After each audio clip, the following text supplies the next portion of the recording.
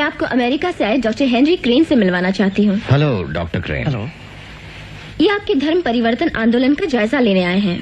और मिस्टर गांधी से वर्धा में पहले मिल चुके हैं। हाँ डॉक्टर आम्बेडकर, इस मामले में मैं बहुत से लोगों से मिला हूँ और मुझे पूरा यकीन है कि सिर्फ ईसाई धर्म के पास ही आपके सारे सवालों का जवाब है।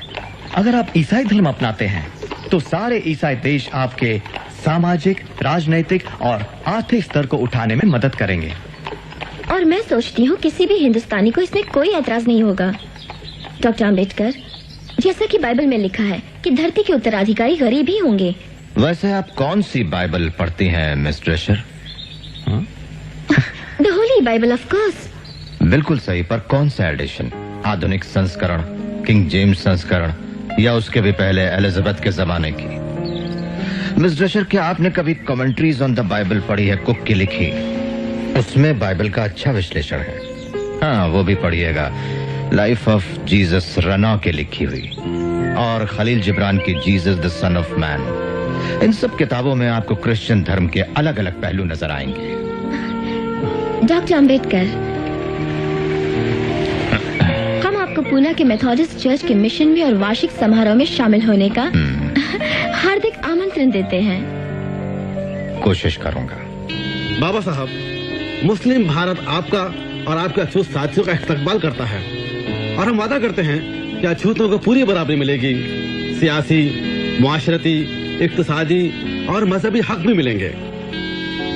जैसा आप जानते हैं बाबा साहब, हमारा धर्म एक ही भगवान में विश्वास करता है, एक कमकार, और सारे अनुयायियों को एक ही नजर से देखता है।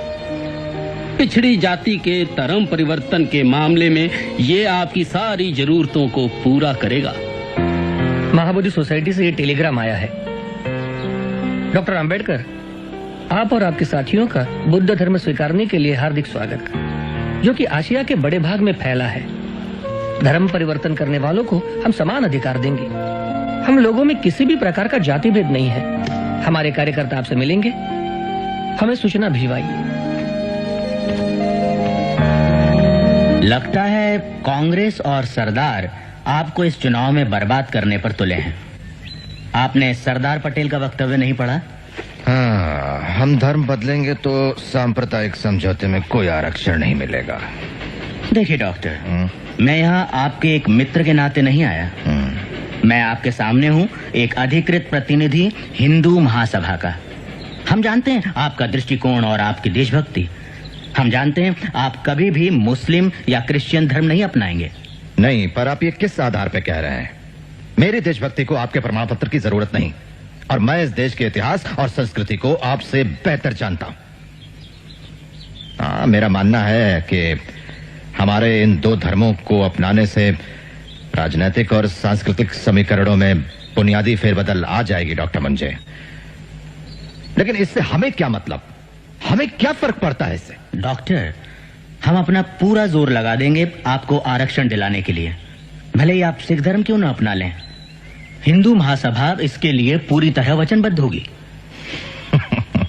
तुम बहुत चालाक हो बूढ़े ब्राह्मण, घुस बैठिए। प्रिय भावराव, क्या तुमने मेरे धर्म परिवर्तन के फैसले पर डॉक्टर मुंजे की परेशानी गौर की?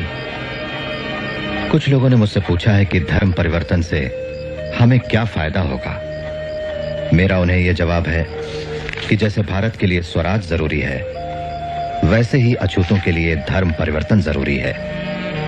दोनों का आंतरिक उद्देश्य एक ही है, आजादी की चाह। प्रिय भावराव, हर तरफ से हिंदू कोड बिल का तीव्र विरोध हो रहा है।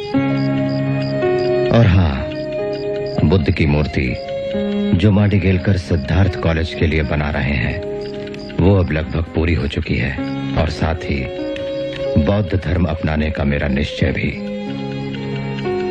मैं बचपन से ही बौद्ध धर्म से प्रभावित रहा हूं। जब मैंने दादा केडुस्कर लिखित बुद्ध चरित्र पढ़ा था, जो एक प्रसिद्ध लेखक और पिताजी के मित्र भी थे, उन्होंने यह किताब मुझे भेंट दी थी।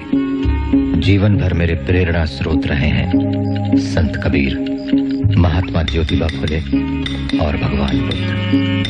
बौद्ध धर्म अकेला धर्म है जो 3 सिद्धांतों की शिक्षा देता है, प्रज्ञा, करुणा और समता। बौद्ध धर्म ही विश्व में शोषण का समाधान है। लोग आज किसी तरह बौद्ध धर्म को साम्यवाद के साथ जोड़ने की कोशिश करते हैं, मगर साम्यवाद का आधार जबरदस्ती है और बौद्ध धर्म का अहिंसा।